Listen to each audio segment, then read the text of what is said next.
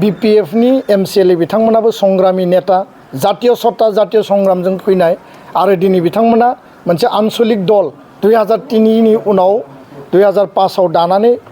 आन्चलिक राजनीतिक दलखौ सामलायदों। इउपिपिएलआव जायफोर दङ बिथांमोनाबो दिनै जातीय सत्ता जातीय आन्दलन आरो संग्रामनि गेजेरजों फैनाय आरो बे हिसाबैनो बिथांमोनाबो मोनसे हान्जा आन्चलिक हान्जा माने रिजनेल पार्टी दानानै दिनै सरकाराव दङ आरो बिजेपिनि जायफोर जोंनि ओनसोलनिफ्राय दिनै एमसिएलए दङ बिथांमोनाबो बे आन्दलनखौ 30-35 बोसोराव नुबोदों बे आन्दलनखौ बुजिबोदों। दा बेखायनो बर' हारिनि माने फार्स्ट एन्ड फरमस्ट लुबैनाया जाहैबाय बा बिटिआर ओनसोलनि रायजो राजानि लुबैनाया जाहैबाय जे सान्थि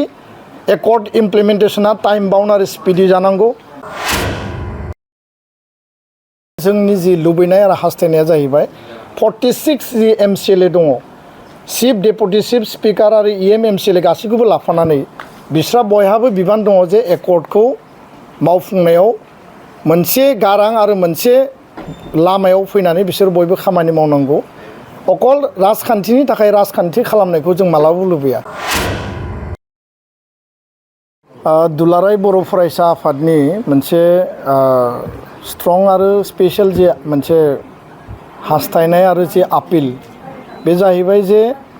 2020 सननि 27 जानुवारियाव जे बर' गोजोन गोरोबथा बिटिआर जि एकर्ड जादोंमोन एनडिएफबिनि मोनब्रै आफाद आरो लोगोसेनो दुलाराय बर' फरायसा आफाद आरो इउबिपिअ भारत सरकार आसाम सरकार जे मोनसे नेशनेल कमिटमेन्ट बे स्टेटनि कमिटमेन्ट आरो बे एकर्डनि उनाव एकर्डआव जिखिनि जोङो दफा मोनबाय बेखौ मावफुंनांगौनि गासैयाबो मोनसे सल रेसपन्सिबिलिटि दङ आरो बे रेसपन्सिबिलिटिखौ नोजोर बोनानै दुलाराय बर' फरायसा आफादा बिटिआरनि रायजो राजाफ्रा बर' हारिनि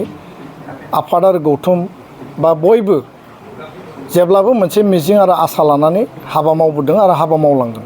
दा बाथ्राया जाहैबाय जे 2020नि एकर्डनि उनाव बिटिसि जि मोनसे इलेक्सन जानानै थांबाय आरो बे इलेक्सननि उनाव इउपिपिएल आरो बिजेपिनि मोनसे जइन्ट मोनसे एलायन्सनि मोनसे सरकार दा आथिखालाव सोलिगासिनो दङ। दा बे समाव एकर्डनि दफा मावफुंनो थाखाय बिटिआरनि रायजो राजाफ्रा मोनसे मेन्डेट होदों आरो बे एलायन्सनि मोनसे सरकार बे सोलिदों।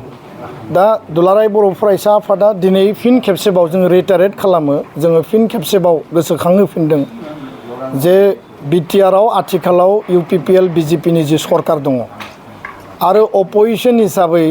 बिपिएफ हान्जानि जायफोर एमसिएलए दङ गासै 40 जन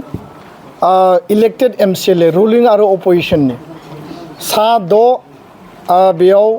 नमिनेटेड एमसिएलए दङ। बयहाबो रेसपन्सिबिलिटि दङ बयहाबो दायित्व दङ। बाथ्राया जाहैबाय जे 2003नि बिटिसि एकर्डनि उनाव 2005आव इलेक्सन जादों आरो बे इलेक्सननि उनाव संग्रामी नेता दैदेनगिरिफ्रानो सरकारखौ सालायफैदों। सेम पेटार्नाव 2020नि एकर्डनि उनाव 2020आव जानाय बिटिआर इलेक्सनाव इउपिपिएल जाय बिथांमोना संग्रामी दैदेनगिरिमोन बिथांमोनानो दिनै बे सरकाराव रुलिंआव माने लिडारशिपखौ लानानै सामलायगासिनो दङ बिजेपिजों एलायन्स। दा दुलाराय बर' फरायसा आफादा जिहेतु एकर्ड इमप्लिमेन्टेशना मोनसे पलिटिकेल पार्ट एकर्ड इमप्लिमेन्टेशना गभर्नमेन्ट टु गभर्नमेन्ट मोनसे पार्ट बिटिआर काउन्सिल आसाम सरकार भारत सरकार बे ट्राइ जंसन मोनसे जिहेतु पार्ट आरो फारसेथिं दुलाराय बर' फरायसा आफाद इउबिपिअआ सिगनेटरि स्टेक हल्डार हिसाबै जोङो बेखौ आपिल आरो दाबि होलांबाय थागोन। दा बेखायनो जोंनि जि लुबैनाय आरो हास्थायनाया जाहैबाय 46 जि एमसिएलए दङ चिफ डेपुटि चिफ स्पिकार आरो इएम एमसिएलए गासैखौबो लाफानानै बिस्रा बयहाबो बिबान दङ जे एकर्डखौ मावफुंनायाव मोनसे गारां आरो मोनसे लामायाव फैनानै बिसोर बयबो खामानि मावनांगौ। अकल राजखान्थिनि थाखाय राजखान्थि खालामनायखौ जों मालाबाबो लुबैया आरो नैबे 5 बोसोरनि मेन्डेटआनो बिटिआर बासिनि मेन्डेटआनो जाबाय एकर्ड इमप्लिमेन्टेशननि मेन्डेट सान्थि गायसननायनि मेन्डेट आरो रायजो राजानि जि हप्स एन्ड एसपिरेसन जि गांनाय उखैनाय आरो बिथांमोननि जि सिमांमोन बे जौगानायनि थाखाय गोरिब गुन्द्रानि जिखिनि जौगानायनि थाखाय बे जौगानायनि खामानिखौ बयबो मावनांगौ। आरो बे बेलायाव आङो सानो जे रिजनेल जायफोर फर्सेस दङ UPPL जागोन BPF जागोन एलायन्सनि पार्टनार हिसाबै राष्ट्रीय दल दङ BJP जाय जिरि थाया मानो बिथांमोना गासिबो बिटिआरनि बासिन्दा बिटिआरनि समस्तिनिफ्रायनो देरहानानै फैदों बयहाबो एकर्डनि सायाव ट्रास्ट आरो बिसासा थानांगौ एकर्डनि सायाव बयहाबो मोनसे अनसायनाय आरो हाबा मावनाया थानांगौ दा बेखायनो अपोजिशनाव दङब्लाबो BPFनि MCLA बिथांमोनाबो संग्रामि नेता जातीय सत्ता जातीय संग्रामजों फैनाय आरो दिनै बिथांमोना मोनसे आन्चलिक दल 2003नि उनाव 2005आव दानानै आन्चलिक राजनीतिक दलखौ सामलायदों UPPLआव जायफोर दङ बिथांमोनाबो दिनै जातीय सत्ता जातीय आन्दलन आरो संग्रामनि गेजेरजों फैनाय आरो बे हिसाबैनो बिथांमोनाबो मोनसे हान्जा आन्चलिक हान्जा माने रिजनेल पार्टी दानानै दिनै सरकाराव दङ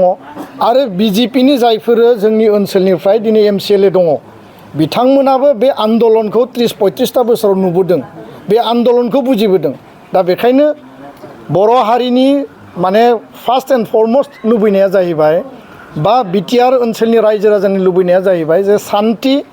एकर्ड इमप्लिमेन्टेशना टाइम बाउन्ड आरो स्पिडि जानांगौ भारत सरकार आसाम सरकारखौ जेसेबां लेभेलाव नारसिननानै सरकार टु सरकार हाबा मावनांगौ आरो रायजो राजा गोरिब गुन्द्रानि जौगानायनि थाखाय हाबा मावनांगौ बिनि थाखायनो मोनसे इउनाइटेड मोनसे एफर्टआव हाबाफारिफोरखौ मावलांनांगौ होननानै दुलाराय बर' फरायसा आफादा दिनैनि समाव जोङो बयखौबो आपिल खालामो राजखान्थिनि नामाव राजखान्थि खालामनायखौ जों लुबैया आरो अकल पावार पलिटिक्स खालामनायखौ जों लुबैया पावार पलिटिक्सनि थाखाय नैबे 5 बोसोरा नङामोन